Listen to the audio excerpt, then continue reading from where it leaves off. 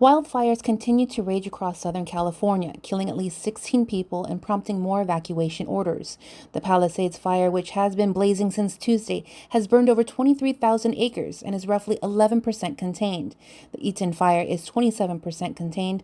The one in Hurst is 89% controlled, and the Kenneth Fire is fully contained. Containment made difficult with dry season and strong winds.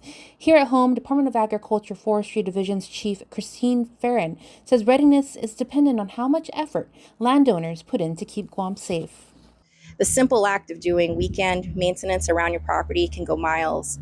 And then on the government side, government of Guam, your forestry team is we've installed fire breaks, fuel load reduction, some shaded fuel breaks on our management sites to help slow the progression of fire across the landscapes. While dry season on Guam is typically from January to June, Farron says March through May historically is the hottest time on the island. The ability for residents to be prepared lies in the simple things they can do around the house. Oftentimes, this is a very common scene.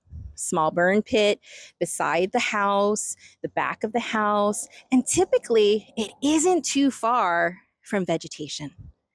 And so a good example here is one, understanding that we do have a fire danger rating for Guam, and to be informed and recognize you can go to your fire stations and take a look at that board and see where your danger is for the day and make the best informed decision if you're going to use fire in your yard or not.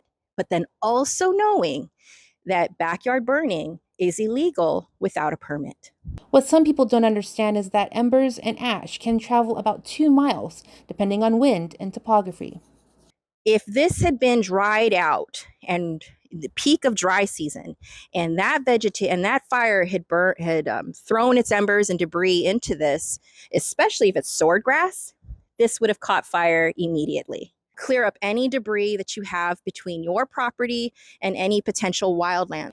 In other words, create a buffer or plant a solid native tree. By doing so, you reduce the amount of weeds underneath, reducing maintenance. She also shares a preferred example of readiness. This is a typical, easy put together fence that you might see around some residences or maybe some farmlands or around properties. And the beautiful thing about this is there's maintenance on this fence line. So the grass is cut short, the access road is provided for, get this, if firefighters can get in there, we can help defend and protect your properties and your lives. So good maintenance and good access are key to your continued protection during dry season. Jonagan Charfris, KUAM News.